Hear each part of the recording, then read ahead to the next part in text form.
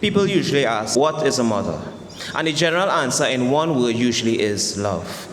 But love is too small sometimes. Love is too neat. Love is too tidy. Because a mother is a whole lifetime packed into one person. A mother is not one job. A mother is not one title. A mother is not just somebody who brought you into this world, but a mother is the reason you survive it. And for me, I didn't just have a mother. I had a best friend, a doctor, a lawyer, a police, a professional chef, a teacher, and a spiritual guide, all living in one woman and somehow still finding time to be mommy. Being an only child, it was just me. No brother to run and whisper to, no sister to blame when trouble break out, just me. And one person I could always come to was mommy. So I told her everything. And not because I didn't fear she'll correct me, I knew she would. But correction with her didn't feel like condemnation, it felt like direction. It felt like someone holding a lamp for you when your road began to become dark. I could talk about bullies and she would listen to my pain mattered. I could talk about relationships and she would advise my heart like if it was something sacred. And she had this way, yes, where she wouldn't just answer you, she would equip you. Because her years of collective experiences turned into wisdom, and her wisdom turned into words, and those words stick with me to this day. One of her favorite Bible verses, the one she would say like medicine for the mind. Weeping may endure for a night, but joy cometh in the morning. As a child, I didn't fully understand Psalms or poetry, but I understood this. Mommy was telling me, this pain is temporary, this moment is not your whole life. Hold on. So I did. Now, let me talk about growing up as a boy child in the 90s. Because outside wasn't just outside was adventure, outside was risk, outside was leaving home in one condition and coming home in another. You all have a Pearl gymnast? Yes. 1 minute you're brave and bold, and next minute you're running like I show speed. And you reach home with a fat lip, soul and eye, skin burning, and your pride hurting. And who waiting? Dr. Mommy. Or running barefoot in the bush because shoes is for big people, and then you step on something and your whole foot full of picker. And who there? Dr. Mommy. She didn't have fancy equipment or big medical words. She had that mother toolkit. A hand that knew how to find exactly where it hurt in a face that could read your pain without explaining, and a comforting voice that would say, come here now, let me see. But here now, Mommy didn't only know how to heal, she knew how to handle business. Because sometimes you didn't need ointment, you needed order. Remember when Mommy going down the road and she asked you to do something very, very important? To us, it might be something small like take the chicken out of the freezer so it could thaw out. And you answer quick, yeah, Mommy, I go do it. But game was calling, outside was calling, cartoon was calling, and the chicken still in the freezer.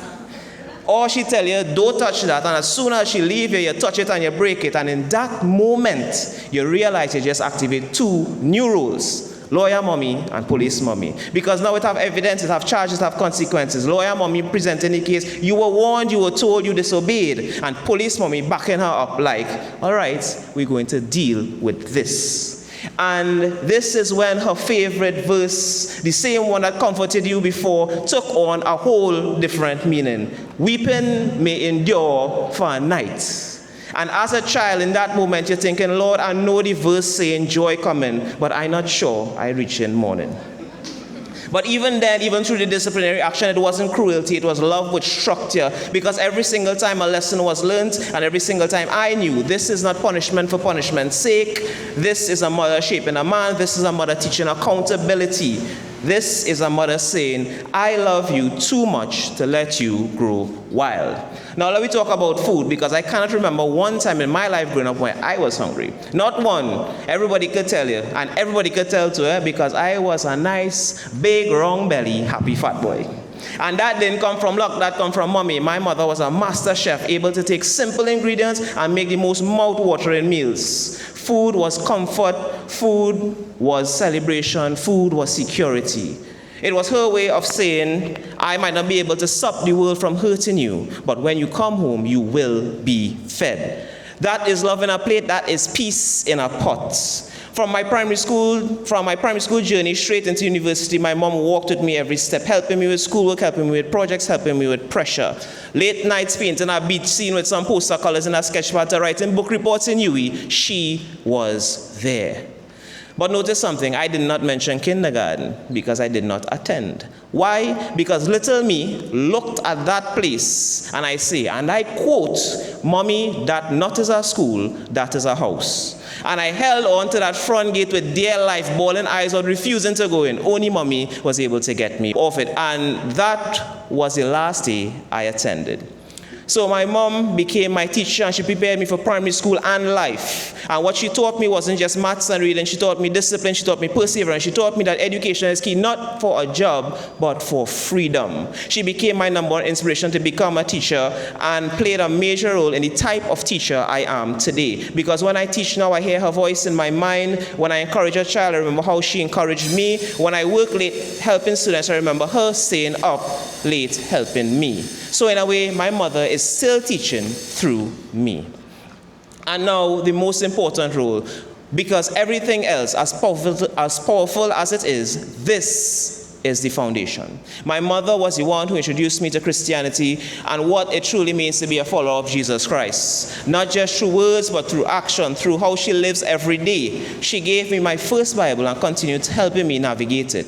She always taught me, put God first in everything, not as a slogan, not as a church line, but as a way of living. To use the Bible as an instructional guide for life, to recognize that I am where I am today only because of God's grace and His loving mercy. So when I look back on my life, I don't just see a mother who raised a child, I see a woman who pointed a soul to God. And if you ever understand what that means, you will understand why I say this role is the most important to me. So to those of you here today who would have been blessed to know or have known a mother, whether she is your biological mom or someone who stepped in and took on that role, a grandmother, an aunt, a neighbor, a loving teacher, cherish her.